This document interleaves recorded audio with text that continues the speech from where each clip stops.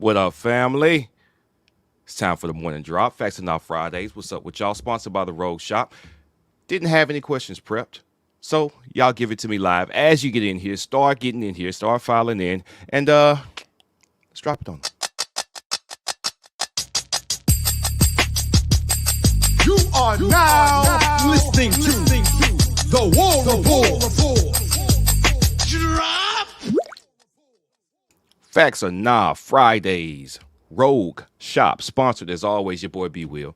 Helping out, filling in. Ike usually has taken the bulk of these, but he needs a minute, man. He needs a minute. He's been working his voice to death. Your boy B Will stepping up, stepping in. And what's up with y'all on this Friday? We got some news going on. We completed the staff. We talked about that 2 days ago on Wednesday night. But for right now, I need y'all to get me y'all facts or not questions while I go through all the necessaries and particulars in here. All right, start putting those questions in the chat. As you know, this is sponsored by the Rogue Shop. You can get 10% off your order. You go there, you get some medicinals. You know what I'm saying? I'm gonna call them medicinals. You get those and 10% off your order by using code rapport. They are a wonderful sponsor for us. They stick with us by going there and getting your medicinals. You continue to help us out. You help us keep a steady sponsor, and we appreciate that very much. But I want to know what's going on with y'all. And while y'all put y'all questions in here, man, here's what I'm going to do. I've been having some facts and nods in my head, right? I was gonna hit Ike with him this morning, but he needed a minute. So here's what's gonna be. Hold up, Drake, it's your birthday? Happy birthday, Drake. You turned 54 today. Happy birthday, Drake. Drake does some wonderful wood shop working that's decorative. I'm sure he can do more than that, but he is excellent at that. So shout out to Drake. Happy birthday, Drake. I see Ant got in here with the first one. We're just gonna take them as they come. Y'all keep them coming for me, all right? Ant asking facts or not. Will Baby go start before or after game 6? So he's definitely starting no matter what is what you're saying. It's just, is it gonna be before or after game 6, huh, Ant? Well, let me see. We cannot take the entirety of whether or not he is the right guy for the job by what he did in that bowl game. Now, he can spin it. He looked confident throwing the ball. Holden Geriner can spin it as well. He didn't look as confident. I don't know how much of that is I was prepared to do it versus I was not prepared to do it. And what I mean by that is Holden, knowing that he was the backup, but having the game go terribly, I think that's a bad position to put a backup in anytime that happens. If you are the backup and the starter is flailing, and you get thrown in there, you almost have like a, hey, it's your turn to bail us out thing going on. I never thought that was fair to a backup. In a crazy situation, can an exceptional quarterback come dig us out of that hole? Sure. In this case, I didn't think that Holden Geriner was going to be able to pull that off. I was hoping to see something while he tried, but we didn't see it, right? So Hank gets in there as the third string quarterback. There is no pressure on the third string quarterback to do anything. You just got to go out there and execute. That's all you're trying to do. You can't win the game at that point. It has been conceded. The game has been conceded once you get out there as the third string quarterback and neither the first or the second string guy is hurt. All right. So when that happens, you lose. You're playing loose. We ever seen teams that get down and then they play real good, whether it's basketball or football? It's that kind of thing going on. Like there's no pressure on you then. It will be different, I think, once we see Hank Brown come in and compete with Holden, knowing that he has a true shot at this now, because I don't think Peyton Thorne has a lock on this job anymore. Competing with Holden and, Walker White's going to start walking these guys down. Can you look as comfortable and as fluid and as confident as you did in that bowl game through all the reps in the spring? That's what there will be to see. I don't know if he's going to be good enough to be the starter at some point during the season. You got to say he's going to be in the top 2, though, right? I mean, just based on what we've seen, you got to say top 2, right? I would guess so. I'm going to say after, though. I'm going to say after. I think Holden will get the nod. If it's close, I think Holden gets the nod because he has had the experience. He's practiced for a full year in backup duty in some of those games, seasons with the weeks last year. So, yeah, I think after game 6. If that happens, I'm going to go after game 6. All right. Hey, Lee, what's up? Facts or not, Auburn sneaks in a late first round draft pick? No, we're talking football or basketball. Yeah, give me that. Give me that, Haley. Are we talking football or basketball? Let me know. I'm assuming you're talking football. But let me know. All right, scrolling on down here. Walker Show. Facts or not, Auburn beats Ole Miss on the road. I think we do. I think Ole Miss is mediocre. All right. Auburn is better than mediocre, and now their antenna have to be up regarding what their road performances are like. You can kind of chalk the early road losses up to, hey, guys got to come together and get together. But one thing that's different from recently compared to early is we now know Aiden is struggling. All right, Aiden is struggling with his shot and with his shot selection. Bruce starting Trey Donaldson is, in admitting of that, and Bruce openly said that, he expects Aiden to come around. But the difference between now and before is you don't stick with an Aiden that's struggling just to see if he can do it. Now you got Trey. You're going to ride with Trey in some critical moments, get him some more minutes. So I think you have a little more leeway, and I think we probably play better on the road because of that. So I'm not too worried about this game coming up on the road here. So Daniel Owen, what's up, my boy? Facts or not, Auburn basketball still perceived as a Sweet 16 team. I perceive them that way. Perception nationally, who knows? I have no idea. I think the national perception probably is that we were overrated somehow. But by the numbers, we're still defending fairly well. It's literally coming down to, can Aiden get going with the minutes that he has, and can Cardwell stay out of foul trouble? When he's on the floor, Cardwell has played extremely well. He's doing very well defending and rebounding, and he's better around the basket with the ball in his hands on offense. But him getting off the floor too quickly, that's hurting us, because then you have to use Janai way too much. He's tired, and we don't want that to happen. We need Cardwell to stay on the floor. Aiden shots start falling. Can that happen between now and the end of next year? I think the outside perception, the end of the year, outside perception is going to be, no, this is just what the team is. But I think it's going to get going. I think the situation gets fixed. Whether everybody else thinks that or not, I don't know. I'm going to say, nah, they probably don't perceive us that way, but I don't think there are 15 or 16 teams better than Auburn. So I guess it just depends on your perspective. All right. What are we seeing over here? C-Dub, what up?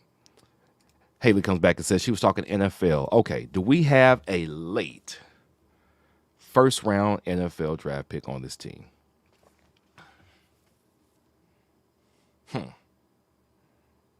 If it was anybody, it had to be Simp.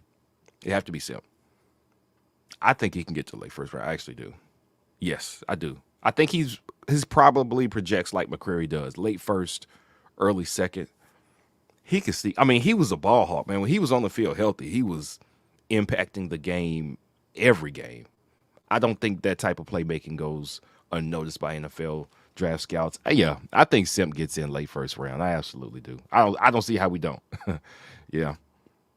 Auburn dad for life. Facts or not, we lose the rest of our quad one games. Nah. Again, I think I'm bullish on the team because I've seen Bruce's teams come together and get better as the season goes on. I think we saw that last year. It's just that our deficiencies were our deficiencies. You saw a late road collapse against Alabama last season at their place. And we were up, 17 in that game before they came back? Because he figured out what we need to do to win the game. Unfortunately, we were too thin and too small in certain places to maintain that lead. Our free throw shooting wasn't good, but those aren't issues that we have this year. We're going to beat some quad one teams. Again, we got Bama coming up. We got, it's Tennessee. I don't think Tennessee's not winnable game. South Carolina game just got a lot more interesting. I tell you that from what they've been able to do here recently. Kentucky, I don't know if they're still going to be. Yeah, we'll beat Kentucky. Kentucky's not that good. We're going to win at least 3, maybe even 4 quad one games here before it's all said and done. I think we will. I just think they have to figure out, you put Aiden front and center as your starting point. You see if he can handle it, right? He hasn't been able to handle it great yet. Shots going away. Again, shots and shot selection. So you adjust. You figure out how you can accommodate what Aiden can and can't do at this moment while you continue to bring him along. By the end of the year, I think we get at least 3 quad one wins. We've got that many on the schedule. So, yeah, I think at least 3. Facts or not? Walker Show. Auburn basketball plays basketball better ranked under 14. I don't think it has anything to do with the rankings, to tell you the truth. I think it's more about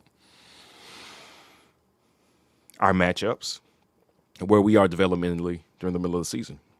All right. We are figuring out where some of the new pieces fit. You see, Denver was struggling with his shot earlier this season. Time, minutes. That defense arrived. All right. He committed to the defensive end, and all of a sudden, shots started dropping, right? Denver Jones is now looking like the player we thought we were going to get when we signed him in the offseason. I just think it takes time. And for a true freshman in Aiden, I think it takes even more time. I think it's more about we played some quality teams on the road. I think our ranking was just circumstantial. I don't think it had anything to do with that. Let me see who else we got. And what's up? Facts or not? Can we become a 4-sport playoff school in 24? Women's basketball, men's basketball, baseball, and football. Okay, all of these are possible, right? Women's basketball is going to be dicey. We can play very well at home. And not every team is going to be South Carolina. So yeah, we can win enough conference games to get ourselves in the big field, in the big dance on the women's side. On the men's side, I think we're definitely in the postseason. Baseball for sure. I think this team is going to be better than last season's team. Football's the question. In 24, I don't see it in 24. I don't see it in 24. I think we're going to be better in 24. I see 8-4 as a ceiling, 6-6 as a floor. If they just pick the right quarterback in football, man, I think this could be a 9-win team. That's it. I think that's what's ailed us here for a while. Offensive line is slowly getting fixed. Last year, the biggest problem in my mind was the quarterback position. But we'll have to see what Hugh Freeze decides to do. Maybe Will Redmond can get in here, make some stuff shake in the second portal period, and find us some pieces to plug the holes. You know what I mean? All right. What else we got here? And got another one for me. It says, last one, facts or not, with the interview Coach Hugh Freeze gave yesterday and him saying Nick talks to him every week, can we become the new Bama of the SEC? All right, so this is a layered question for me. And y'all keep those questions coming. I appreciate y'all jumping in and participating. But the reason this is not a simple yes or no is because the Bama that Bama was under Nick Saban was due to quite a few factors that I don't think will be replicated. First being a championship coach in Nick Saban, who had won at LSU, coming to Bama to reestablish what was a traditional football powerhouse in Alabama, already having the bona fides as a national championship winning coach. And he was also a really good football coach. Bama's failure before Saban really gave them the motivation to go all out when it came to football. So I think it was really a circumstance of we'll do whatever, and you're a really good coach. And to be honest with you, recruiting at that point was not what recruiting became after Saban got there. And if Saban needs some credit for anything, Saban needs credit for the fact that he changed recruiting in the SEC forever. They were able to continue to dominate because they were able to out-recruit everybody by a very wide margin. As the margin started decreasing, as far as the talent Alabama got versus everybody else, the success started being more irregular. He would still win one, sure. But you can't overstack to the way what Ohio State just did in the portal. That's what Alabama was doing in the late 2000s, early 2010s. That's what they were doing. And Nick Saban was a good coach as well. Ryan Day's not a good coach. They might win it this year. They got a chance. Obviously, they got the talent, but I wouldn't bet my money on it because he's Ryan Day. Those circumstances where you can accumulate that much more talent than all of your closest competitors, because there were no other powerhouses on the block. So the SEC at large is competitive, but nobody's elite out there. You're the only elite program, and you can't say that anymore in the SEC. That's why I don't think Alabama's success will be duplicated again ever, because what we are going to see is we're really close to employees of football players being employees. Really, really close. That's the only way they're going to be able to say, hey, here's a contract to pay you money so you don't jump in the portal every 9 months. That's the only way to do it. I think we're going to head there eventually. And because of that, it's going to be more regulated. People won't be able to overstack talent the way Alabama was able to do. NIL has already spread it thin. I don't know what y'all saw in the semifinals. I saw a Michigan team that wasn't even they don't recruit like number one overall classes, number two overall classes. They recruit top 10.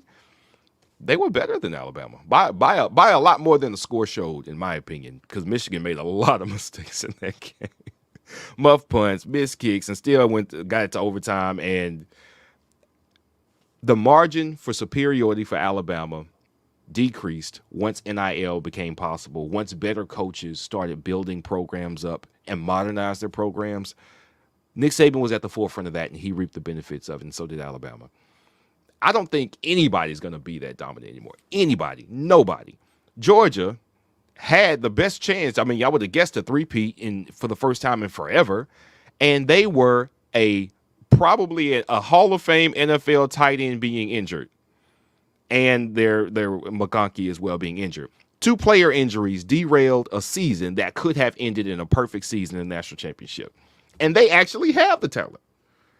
It's so hard to be able to do what Alabama did because you have to have better players than everybody else, and you have to have some luck as well. And I just don't think it's going to happen like that. Now, I do think we can be competitive. I think the best Auburn can hope for is to be the team that is going to be top 2 or 3, kind of like what Bruce Pearl can have us doing in basketball, right? We had some misses in basketball, and so when Scoot Henderson goes to the league instead of coming here, when Jalen Green goes to the league instead of coming here, you miss out on some difference makers scoring-wise and shooting-wise that would have fixed exactly what our teams were missing in a couple of years back-to-back, okay? If that doesn't happen, then I think we would have been what we are kind of this year, which is top 2 or 3 in the conference every year with a shot in a playoff and a shot at it in a 12-team playoff. Excuse me, that's what I'm referring to. So I think that's what we can be at best, is a top 4 team in the conference each year. I do think that's possible. With the way we've been recruiting, with what I think Hugh Freeze can do with offense, it is absolutely possible to do that. But everything's so competitive, man. There are better coaches everywhere across the conference than there were 15, 20 years ago. It's just football's cutthroat, and a lot of good coaches are leaving. That is its own crazy thing. We have to talk about that another time. But glad y'all are here with me. I guess we can kind of do a halfway point. I don't even know if we necessarily need to, because you know what? I don't need to give y'all a minute to get questions, and y'all are getting questions in now. So come on, bring me some more questions. See y'all familiar faces in here. See y'all up here. Let me see. Who is this? James Barnett. Will Coach Hugh Freeze pivot the way Bruce Pearl did when he swapped out guard for guard? That's the big question for me. To me, that's the question as well. That is the biggest question. He rolled with Peyton Thorne out the gate. Out the gate. Y'all know me. Y'all have been here. Y'all have been watching the War Report. Y'all know I thought Robbie's not going to have a shot to win this job. No. Hugh Freeze is going to go get his own guy, and he's going to play him because he goes to get his own guy to play him. And that's exactly what happened. I think we're out of that territory now where you just tab a guy and say, I think you can do it, and I think you're the best for the job, and go do it no matter what happens. I don't think we're in that situation anymore. And again, I've said this before, I think the biggest reason he can't afford to do that, and he has to pivot if it goes bad, is because you got Perry Thompson, Bryce Kane, Cam Coleman, Malcolm Simmons. You did not bring these guys in here for quarterback play to be subpar and give them a reason to leave in the offseason, because they can leave whenever they want. He can't afford to get quarterback wrong this time. So whoever is playing at quarterback, Hugh Freeze heading up the offense again. I think we saw the difference with it. Even with Peyton Thorne as a quarterback, the offense looked much better when Hugh Freeze was involved in game planning and play calling. It did. So I think that's an improvement from the jump. Outside of that, how many times do you think whoever the quarterback is comes to the sideline and goes, I don't know, coach. I mean, I thought he was going. And Hugh Freeze, to his credit, and I'll say his credit, I love it when a coach looks frustrated and exasperated with a kid. Like, it's not just, oh, son, you did all right. No, that wasn't all right. That wasn't all right. Let me know that what he did was not the right thing to do. And Hugh Freeze lets you know. He lets us know in the pressers. He lets us know on the sideline. He lets the kids know on the sideline. At least then we know, oh, obviously, this is not going to plan. So now I can ask, when are you going to do something to change it, coach? I don't think Hugh Freeze lets anything go on too long before he makes a switch because, buddy, you can't let this talent that you spent all last season getting in the house. I mean, you said that I recruited instead of game planning, so we lost some games for recruiting. You get the guys, and then you lose the recruits. So we lost those games last year for nothing because the recruits left. Can't do it. Cannot do it. I don't think he lets it happen. He can't let that happen. He loves the high school talent. He's gonna have to go ahead and make sure the high school talent is happy with the right quarterback play. Walker Show coming back. Facts or no, Auburn will have a top 20 defense next season. We got a lot of young talent on the defensive line. We got a lot of young talent in the secondary. We got a little experience that came in the secondary via Portland, Texas' safety. Top 20 defense. I think we'll have much better depth at linebacker. Okay, a lot of talent at edge. It's gonna be young, but we'll have the talent there. Top 20 though. I don't think top 20.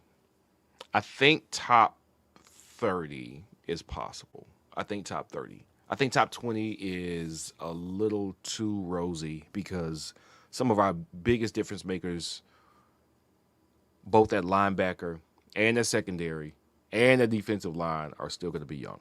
Okay, if this was the second or third year for some of those guys, some of our most talented players are still young. Second, more third year guys, and I would say, yeah, top 20 is definitely in sight. But with those guys being primarily younger guys, as far as the most highly talented guys, I'm going to say nah on that. Knox Cleveland coming in here. Facts or nah, Durkin and Kelly will be better than Roberts' defense, I guess what you're saying. Better is relative. You know what I mean?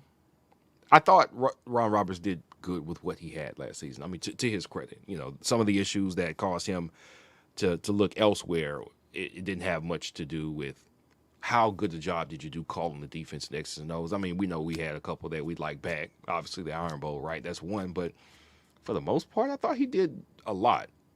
I thought he did very well with what he had, which was a talented but thin secondary. We were really thin at linebacker because, I mean, Keys was hurt, and man, Asante was out there getting on his own for half the season. I think he did pretty well for what he had. So whether Durkin and Kelly will be better, I don't know. They're going to have more to work with. Like off top, they're going to have more to work with. So I say better is definitely relative. I don't know. That's a hard question. If we're just going to go by the numbers and what we give up per game and stuff, then I say yes.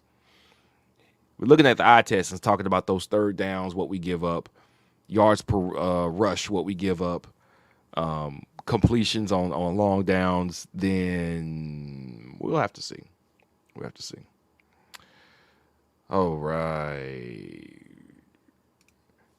It's Auburn Dad. Well, it's not a facts or not, but B. Will, we constant heard Peep saying he threw Monty under the bus, but in the last interview, he took all the blame. Are AU fans finally happy? I mean, he took a lot of the blame, but he's the head coach, so he's got a lot of the blame no matter what. The fans are going to be mad at whoever they want to be mad at. I mean, Hugh Freeze was impressive saying that I approved this game plan, and that the game plan did work, even if it was Phil Montgomery calling it. It's not like Hugh Freeze didn't have any input. So all the way down to him choosing Phil Montgomery when he knows college football and knows offense well enough to know that Phil Montgomery wasn't a one-for-one compatibility guy with him. I think he's got to take that blame because you're the head coach. You get paid a lot of money. You get to be the face of the program and make all these big decisions. So, yeah, he's got to take that blame. Are AU fans going to be happy that he took it? I mean, are we ever going to be happy unless we're winning in the SEC championship game? Probably not. Probably not. But I mean, that's the nature of the beast. You know what I mean? But one thing we have constantly admired about Hugh Freeze, he is willing to accept responsibility publicly for things that go wrong, and I definitely appreciate that about him. All right, let me see who else we got over here.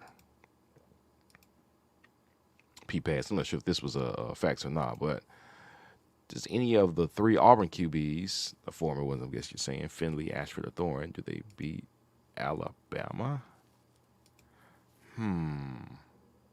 Are we saying like? I mean, though obviously they didn't so far, but I know because Western Kentucky plays Alabama. I know that for a fact. So Ashford, he's at South Carolina. So does that mean that South Carolina plays Alabama? Because if they did, I don't know. I haven't looked at their schedule. Will they do it next season is what I think you're asking. And I'm saying probably not Western Kentucky. South Carolina, man, I really can't figure them out. They were not able to defend very well last season. I don't know what they got on defense. I mean, they're not going to beat anybody with that defense. So if it's like that, but Robbie, I always thought Robbie was talented, but you have to have somebody invest in him and say, you're my guy and I'm riding with you no matter what. Here's everything you need to be successful, from the system to the play calling to patience that you have with him. And if he's got that at South Carolina, then I think he can put up numbers and play well. But South Carolina's got a lot of problems. Quarterback wasn't their biggest problem last year. Spencer Rattler actually played decent last year, and they still had a very mediocre to poor season. So I don't think any of them are beating Alabama. Peyton Thorne had a shot, honestly. I mean, admirably. He ran like crazy to get that lead late in the fourth. I think that's the closest that any of them were going to get to beating Alabama, to tell you the truth, was last season's Iron Bowl, for sure. What else do we have in here? Give me one or two more, and then we're going to get on the way out of here, man. What y'all got for me?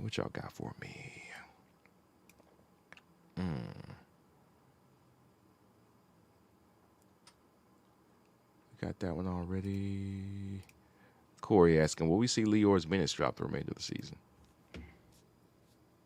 Probably. He has been out of sorts, I would say, when he's defending. When he's out there and they are pretty much going at him with their best ball handler, and it's usually not a good sight for us. On top of that, he's not really hitting the shots that he gets. Like he'll get maybe like one or two a game, but he's missing a little too many of those. And that's probably unfair to have a guy come in and say, "Hey, you're cold. You haven't moved in like 30 minutes of real time. Come in here, guard the best player on the other team, and hit an open three." And I don't think Lior has been doing a great job this season, but I don't put it past Bruce to figure out something to get people to be more productive. If you're going to get out on the floor and they're going to target you, it's going to be rough going. So Lior might see his bench drop a little bit. Yeah. And I'm Lior. I'm a Lior fan. I'm a Lior fan, man. When he came, and when we did the fireside with Lior, Janai, and Cheney, and we had Vintage 229, they cook up the food. Usually, when we did that, the players would eat a plate. Even football players, they eat a plate. They're like, "Oh man, that was good. All right, cool. I appreciate it. See y'all later after the fireside is done." Lior, he ate a plate, and after he ate that plate, before we started actually recording the fireside, he got another plate. And after the fireside was over, he got another plate. And you know what, man? Somebody who loves steak that much, I'm always a big fan if you love steak that much, man. Leo really enjoyed himself with that Vintage 229 day. I really glad he came through and did that with us. The Walker Show is gonna be the last one. Walker Show. Facts and all, Auburn has to beat Bama next season for Hugh to keep his job. No, I don't think we're there yet. We're not there yet. Hugh has been pretty clear that he is trying to get the mix, the culture, and the chemistry right. And I think this offseason was a good first step towards that. Much like we said for Brian Harsin, I don't think you throw a guy away before season 3.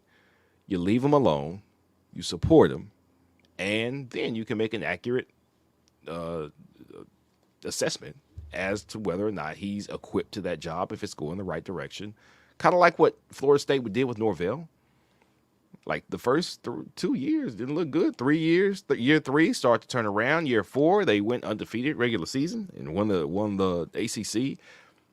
You need to invest. That was a 4-year investment. It was a 2-year investment before you saw something. But yeah, I think year 2 is you need to see progress, which means find the right quarterback, the talent that you got on the field, let it start panning out. That's a great first step for Hugh. If he does that, then I think we're an 8-win team. If he wins 8 games, he can lose to Alabama on the road. There's no shame in that, even if Nick Saban's gone. And you can win 8 games, be competitive this year, and you're fine. Now, another 6-6. And 6-6 with this 2024 schedule would definitely be a better accomplishment than 6-6 with our 2023 schedule, because that was not a good schedule. So 6-6, it wouldn't be the end of the world, but he would have had to be in some competitive games, not look awful on offense. He's got some leeway. Hugh has got some leeway. We've been recruiting better than I think we ever have. Nobody's going to throw away a coach that can recruit that well unless he's just floundering on the field. And we'll see what we do this season, but I don't think we're in that territory yet. All right. Well, so sorry. It's been a little, crazy, a little hectic around here. I'm sure I left out some steps, and Ike is going to be like, man, you forgot the. I'll be like, man, I'm sorry. Last minute, man. I wasn't quite ready. But I appreciate y'all showing up, talking to me, getting in here with the comments and chat. As always, you know where we can find us. We are on Twitter at The War Report and Facebook at The War Report, TW Report on TikTok. I want to thank y'all for coming through. You know where you can find your medicinals. Rogue Shop, rogueshop.com, code REPORT. As usual, you will find us on Sunday, Weekend Tailgate, 2 p.m. Eastern, 1 p.m. Central. And between now and then, you catch us on Twitter talking trash, getting excited that Alabama's about to lose their offensive coordinator already. I'm excited about that. But it's been fun, y'all. It's been great. It's your boy B. Will signing off. Peace.